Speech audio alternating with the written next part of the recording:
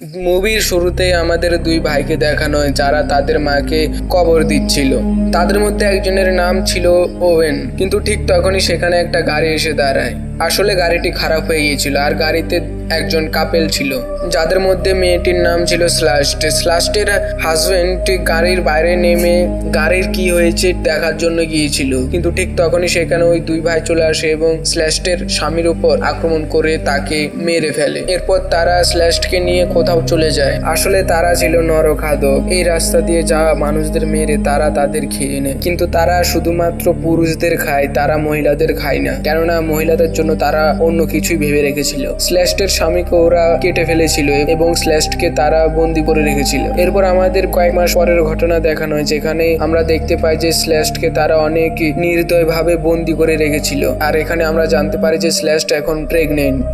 আসলে তারা মহিলাদের এই কারণে খায় না, কারণ তারা মহিলাদের দিয়ে তাদের পরিবারকে আগে বাড়ায়। এই কারণে তারা মহিলাদের বাঁচিয়ে রাখে এবং পুরুষদের খেয়ে নেয়। আর সেইখানে আমরা একটা ভয়ঙ্কর আওয়াজ শুনতে পাই, যেটা শুনে আমরা বুঝতে পারি যে এখানে তাদেরকে ছাড়াও একটা ভয়ঙ্কর কিছু আছে। এরপর আমাদের একটা গাড়ি দেখানো হয়, যেটাও ঠিক ওইখানে এসে খারাপ হয়ে যায়। ওই গাড়িতে টোটাল 4 জন মানুষ ছিল, যাদের মধ্যে 2 জন ছেলে এবং 2 জন মেয়ে ছিল।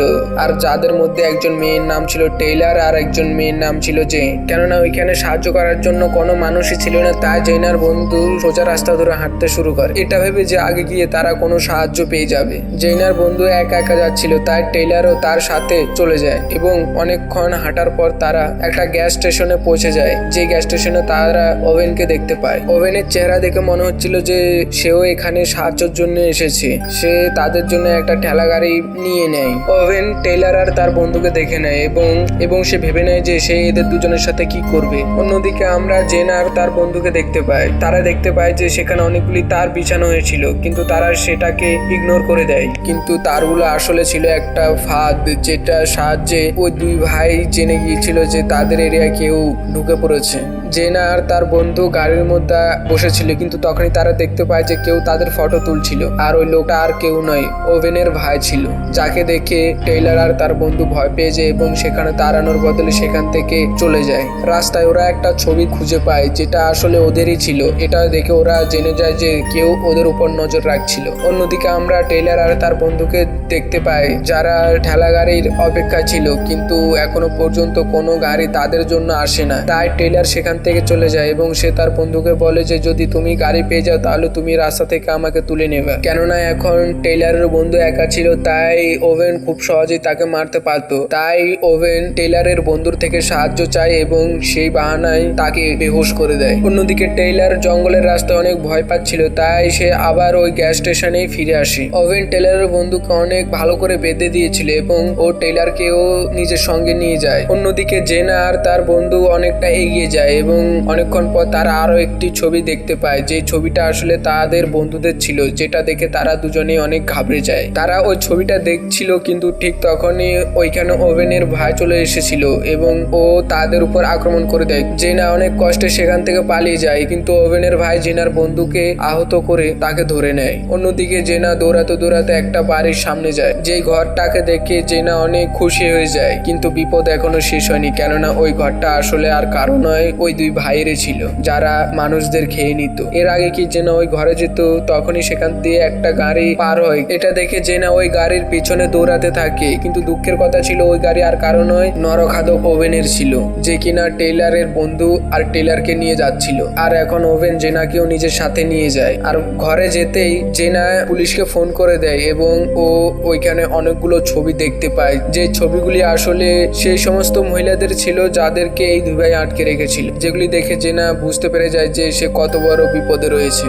এরপর আমরা দেখতে পাই যে জেনা এবং টেইলারকে বেঁধে রাখা হয়েছিল এবং তাদের সামনে তাদের দুই বন্ধুকে অনেকই ভয়ানক ভাবে মেরে ফেলা হয়। এরপর ওভেন আরেকটা শিকার করার জন্য গ্যাস স্টেশনে চলে যায়, আর অন্যদিকে ওভেনের ভাই ওই ছেলে দুটোকে কাটছিল। আর অন্যদিকে আমরা দেখতে পাই যে জেনা এবং টেইলার অনেক কষ্টে মুক্ত হয়ে যায় এবং তারা সেখান থেকে পালাতে শুরু করে, কিন্তু তারা বুঝতে পারে না যে তারা কোন দিকে যাবে, কোন রাস্তা তাদের জন্য ঠিক হবে। আর অনেকক্ষণ দৌড়াতে দৌড়াতে তারা ওইখানে চলে যায় যেখানে তাদের গাড়ি খারাপ হয়েছিল। তারা দেখতে পায় যে সেখানে একটা ঠেলা গাড়ি আছে এবং সেই ঠেলা গাড়ির মালিক একটা বুড়ো লোক ছিল। তারা ওই লোকটাকে তাদের সঙ্গে যা যা হয়েছিল সবকিছু বলে দেয়। এসব শুনে ওই বুড়ো লোকটা তাড়াতাড়ি তাদের দুজনকে নিয়ে সেখান থেকে চলে যায়। কিন্তু তাদের কপাল খারাপ ছিল যে ওই বুড়ো লোকটা ওই দুই ভাইয়ের আঙ্কেল ছিল।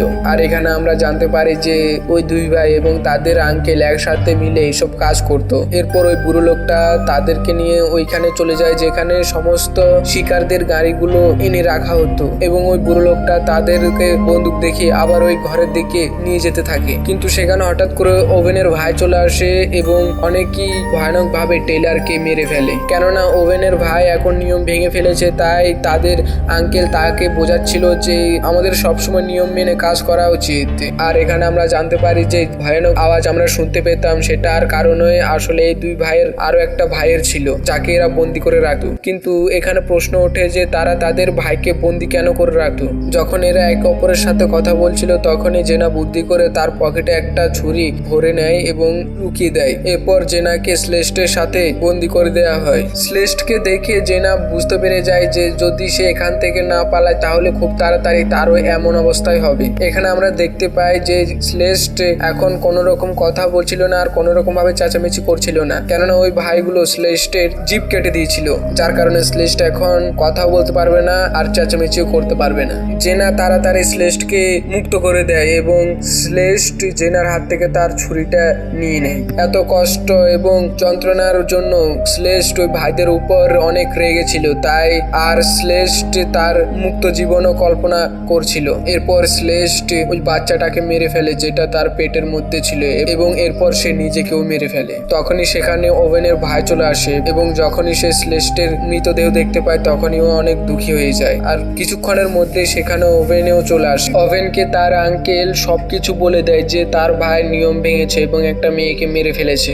এসব শুনে ওভেন তার ভাইকে শাস্তি দেওয়ার জন্য যায় এবং সে ভাবতে থাকে যে তার ভাই অনেক পাগল ছিল এবং কোনো সময় সে তাকেও মেরে ফেলবে। এসব ভেবে ওভেন তার ভাইয়ের কাছ থেকে ক্ষমা চায় এবং তাকে বাইরে পাঠিয়ে দেয়। এরপর ওভেন স্লেস্টের বডিকে কেটে ফেলে। অন্যদিকে জেনা অনেক কষ্টে সেই ঘর থেকে বেরিয়ে একটা গাড়ির কাছে পৌঁছে যায়। গাড়ির মধ্যে জেনা তার এক বন্ধুকে দেখতে পায় এবং তাকে দেখে জেনা তাকে মুক্ত করে দেয়। আর এখন জেনা এবং তার বন্ধু দুজনেই মুক্ত ছিল এবং তারা সেখান থেকে পালাতেও পারতো। কিন্তু জেনার বন্ধু পাগল হয়ে যায় এবং সে একটা বন্দুক নিয়ে ওই দুই ভাইকে মারতে যায় এবং সে ওভেনের উপর গুলি চালিয়ে তাকে মেরে ফেলে। কিন্তু ঠিক তখনই তাকেও কেউ গুলি করে দেয় আর আমরা দেখতে পাই যে তাকে ওই দুই ভাইয়ের আঙ্কেল গুলি করে দিয়েছে। কিন্তু তখনই জেনা তাদের আঙ্কেলের পিছন থেকে এসে তার মাথার মধ্যে একটা চাকু ঢুকিয়ে তাকে মেরে ফেলে। কেননা জেনার বন্ধুর এখন অবস্থা অনেকই খারাপ ছিল, তাই জেনার এখান থেকে পালানো ছাড়া আর কোনো উপায় ছিল না। কিন্তু তখনই সেখানে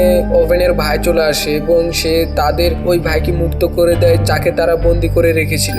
আর এখানে আমরা জানতে পারি যে তাকে কেন বন্দি করে রাখা হয়েছিল, কেননা সে কোনো সাধারণ মানুষ ছিল না, সে ছিল এক নরখাদক যে কিনা যে কারোর উপরই আক্রমণ করে তাকে কাঁচাই খেয়ে ফেলতো। ওভেনের ওই ভাই জেনার পিছনে লেগে যায় এবং তাকে তাড়া করতে থাকে, কিন্তু কোনো ক্রমে জেনা সেখান থেকে পালিয়ে একটা গাড়িতে চলে আসে এবং গাড়িটা স্টার্ট করার চেষ্টা করে। কিন্তু ওই গাড়িটা অনেকক্ষণ পরে স্টার্ট হয়, কিন্তু ঠিক তখনই সেখানে ওভেনের ভাই চলে আসে এবং একটা বন্দুক দিয়ে জেনারকে মেরে ফেলে। আর জেনার মূর্তি এই মুভিটা এখানে শেষ হয়ে যায়। যদি এই মুভি আপনাদের ভালো লাগে তাহলে অবশ্যই একটা লাইক করবেন এবং এরকমই মুভি পাওয়ার জন্য আমাদের চ্যানেলকে অবশ্যই সাবস্ক্রাইব করবেন। ধন্যবাদ।